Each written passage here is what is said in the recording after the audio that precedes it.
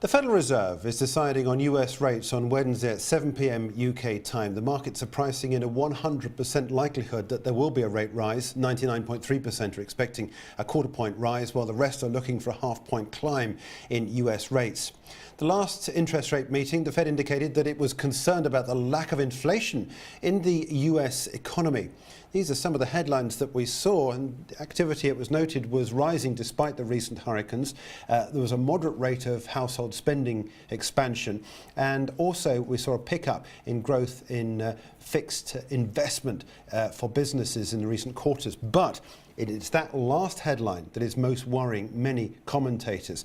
Inflation remains soft. There has been much debate over the flat Phillips curve. Now, that is the assumption that when there are periods of low unemployment, inflation rises. US unemployment is apparently at its lowest since the late 1990s. So is it a question about the sort of jobs that people have? Low paid, insecure, part-time.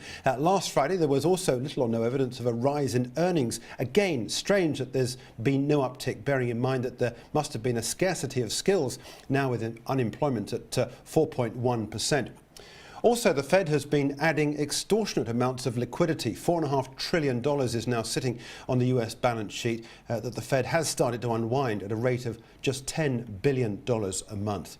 Look as well for any indications of any move in rates next year with the dot plot charting. That's an indication as to how Fed rate setters are thinking about interest rates in 2018. Of course, there's also a new chairman at the Federal Reserve.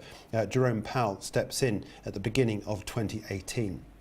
So, of course, the big question is how do you trade this? Well, let's take a look, first of all, at the dollar basket. This is the US dollar trading against a basket of other currencies. 60% of this is euro dollar. So we'll take a look at euro dollar in just a minute, which, of course, trades broadly in line with what's happening here for the dollar basket. But you can see the way that the dollar has pulled back since November.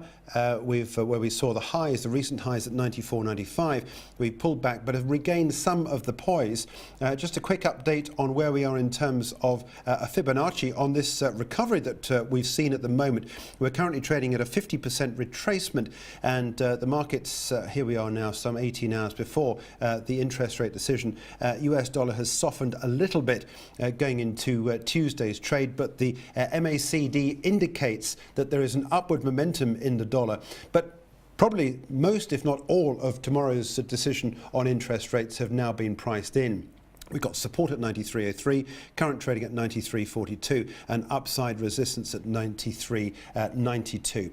Let's switch this on to the euro dollar to get a better idea as to where the major cross is moving at the moment.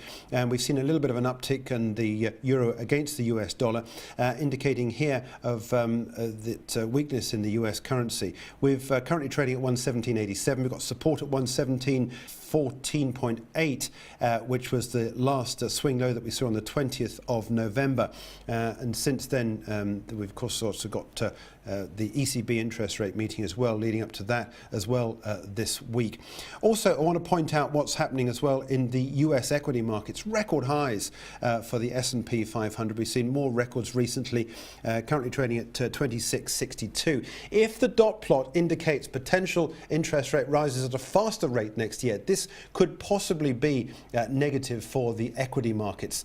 So equity markets trade as important as the foreign exchange markets out of the interest rate decision from the Fed on Wednesday evening. We'll be trading this here live on the IG trading platform at 6:45 p.m. We are live with Nick Parsons from Simply Macro Strategy. He'll be joining us to take us through the decision at 7 p.m. UK time, that is. Also, Chris Beecham will be with us in the studio to take a look at some of the technicals around the announcement on Wednesday evening, and it'll be leading up to the press conference at which Janet Yellen will be explaining the Fed's thinking at 7:30.